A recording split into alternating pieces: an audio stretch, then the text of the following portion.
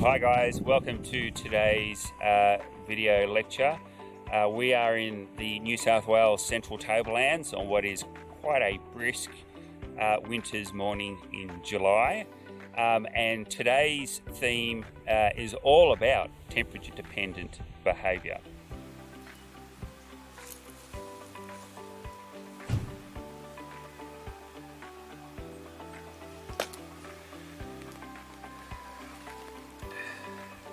So, as you know, a lot of animals are ectotherms. Now, ectotherms are organisms that rely on the ambient temperature to maintain their body temperature.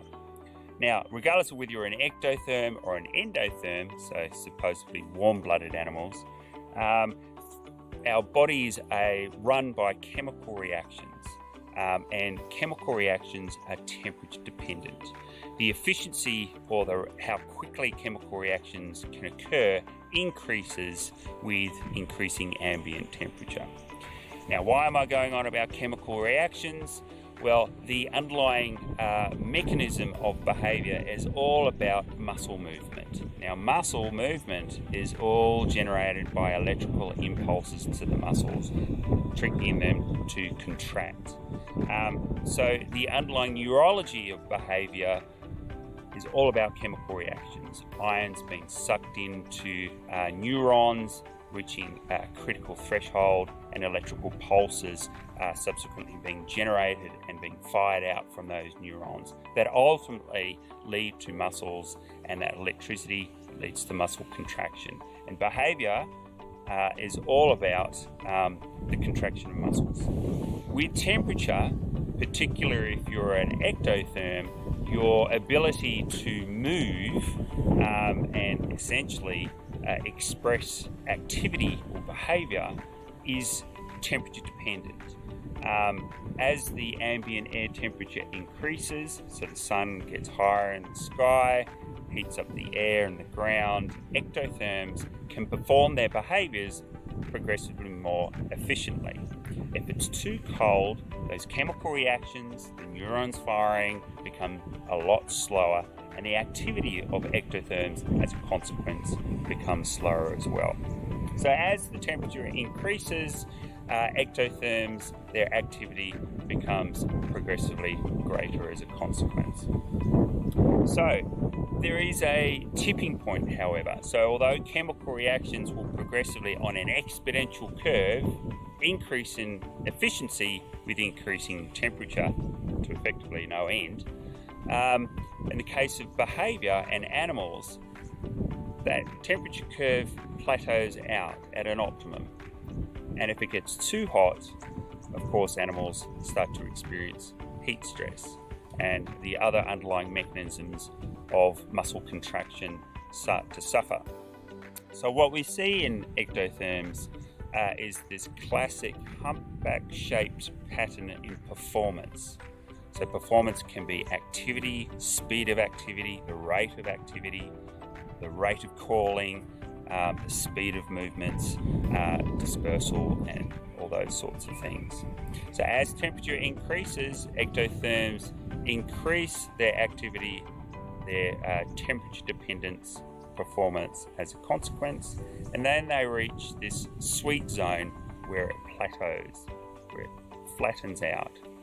And depending on the type of organism you're looking at, whether it's a lizard or whether it's an ant, that optimal window will vary depending on the species in question.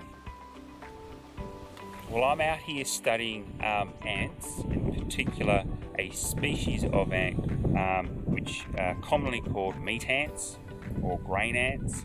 They'll be familiar to most of you. They form very large nests in the environment that are covered with tiny little pebbles and lots of little nest holes. Now, these nests are very common, so the species is very common. We even get them in urban areas around Sydney, for example. But out here, there are a string of nests all the way around this valley. For a number of years, I've been coming out here and mapping the location of all these nests and the size of these nests. And you can work out the size of these nests by counting the number of entrance holes, which directly correlates to the depth of the nest and the overall size of the mound or the excavation of that nest as well. So one of the things that's characteristic of this particular species of ant is not only the general morphology of these nests being large, lots of nest entrances, tiny little pebbles on the top, but these nests are often associated with eucalypt trees. And in particular, they form foraging trails to those eucalypt trees.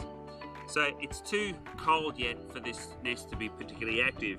In fact, I wouldn't be able to get this close to this nest if they were active. But they will form these foraging trails going up to these eucalypt trees. And if you follow the trail all the way up, they'll go up to the top of the canopy of that tree, and you'll find little tiny clusters of aphids. Now these aphids secrete a sugary substance that these ants will harvest and bring back to the nest. We can scrape the surface of this nest, and if it was warm enough for this nest to be active, all the ants would swarm out. Now scraping the nest is simulating a potential predation attack, for example from an echidna. Now up in the tree, a disturbance from a bird would again induce this swarming behaviour from these ants along the branches. So much so that anything that's actually sitting on those branches or trying to attack the aphids is going to have a lot of trouble doing so. Some years there's a new nest that's popping up somewhere, and other years there are nests actually dying, so no longer being used by these meat ants for whatever reason. And so I'm interested in understanding this dynamic from year to year. Why are new nests formed, and why are some nests better able to survive and thrive compared to other nests? And it seems to be linked to the microhabitat that the new nests are actually established. And it depends on ambient temperature. And the reason why I believe that is because of this temperature dependence performance curve that we have in ectotherms. So there is a trade-off. You can position your nest out in the open, which would be great during winter. You can maximise the amount of sun that's hitting the surface of that temperature, that nest, to increase the temperature, and let your workers go out and forage for longer and more efficiently during the day. But the flip side of that same coin is during the summer, it can get extremely hot out in the open. So if you're exposed to direct sun without any shade, the surface of these nests can reach as high as 80 degrees Celsius. Now, to put that in perspective, if you were to put your hand against a rock or a slab of concrete that was 80 degrees Celsius, you kept your hand there for a few seconds, you would actually get burnt. You would get second to third degree burns on your hand as a consequence of that. So it's extremely hot. The ants do not come out of the nest in that sort of environment. And for a longer period, that optimal temperature where it is suitable for these ants to come out of the nest will subsequently vary. To measure their temperature dependent behaviour, what I do is I set up a video camera over the nest, and from dawn to dusk every hour I record the surface activity of the ants on this nest. But in particular, I also simulate a predation attack. So these ants are predated upon by things like echidnas, particularly in this field site. So here are a couple of excellent examples of what happens through predation on these nests. So these holes, these impressions left on the surface of the nest, is actually the consequence of an echidna coming along and attempting to burrow into the nest to feed on the ants and the eggs within inside the nest. If you scrape the nest with a stick, you're effectively simulating what the ants think is a potential predation attack. And so the ants will come bubbling out of their holes and swarm because they're trying to protect the nest. And how fast the ants are moving in that swarm is recorded by the video camera. And I take that video, return to the lab, and I can analyse the speed of the behaviour using motion analysis. And because I'm taking these at every hour, obviously the temperature will progressively increase during the day and then increase late afternoon and towards dusk. So dawn to dusk, every hour I can get an estimate of this maximum speed of their behaviour, their swarm activity, and I can estimate their performance curves. And I've been doing this for a number of the different nests in this large network of nests in this valley. And so what I can do is I can determine not only the performance curve for these species of ants, but also the performance curves for individual nests. Some of these nests that I'm analysing are further back into the forest, some are further out in the open. And I've been doing this during the summer, where it typically ranges from dawn at about 10 degrees Celsius to a maximum of 80 degrees Celsius for some nests late afternoon.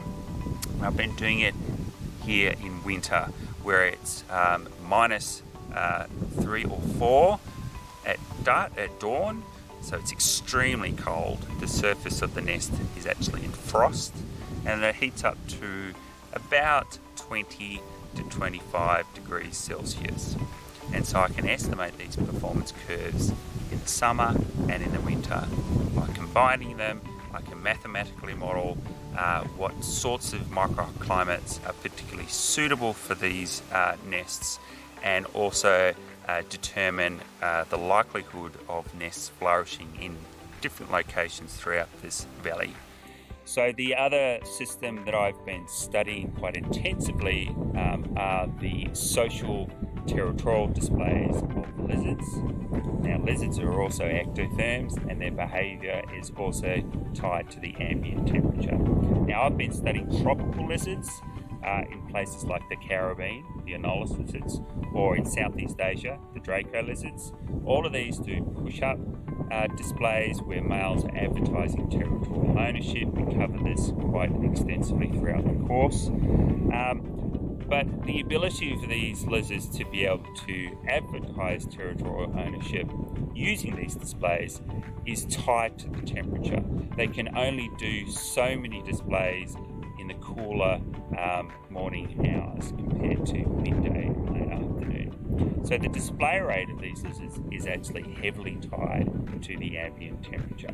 So their efficiency in defending and advertising their territories will change on a moment-to-moment basis purely because of the ambient temperature. And these are tropical lizards. So we're out here in Australia in the central tablelands, where we have agamid lizards, so things like Jackie dragons and bearded dragons. These guys are heavily tied to the temperature as well, and more so because the temperature ranges are that more extreme. It gets a lot colder here, and it gets a lot hotter as well compared to the tropics. There's a lot of behaviour in the animal world, in the foraging efficiency and the social behaviour and communication networks of fish, invertebrates, and reptiles. They're all tied to the ambient temperature, and all change depend on the microhabitat and also daily fluctuations in temperature as well. All of these are critical for the general maintenance of an individual, being able to go out and forage effectively, also to avoid predation. If you're cold, you're unable to move as quickly, so you're more likely to be predated upon if you were experiencing a surprise attack, for example. But also communication networks are temperature dependent. So how effective animals can communicate to one another is heavily tied to the ambient temperature in ectotherms. And it's also tied to temperature to some extent in endotherms as well. Now, endotherms, supposed warm-blooded animals, still have the mechanism of chemical reactions and neurons firing that are all temperature dependent, but they have a core body temperature that buffers them more efficiently against the fluctuations in the environment in terms of temperature.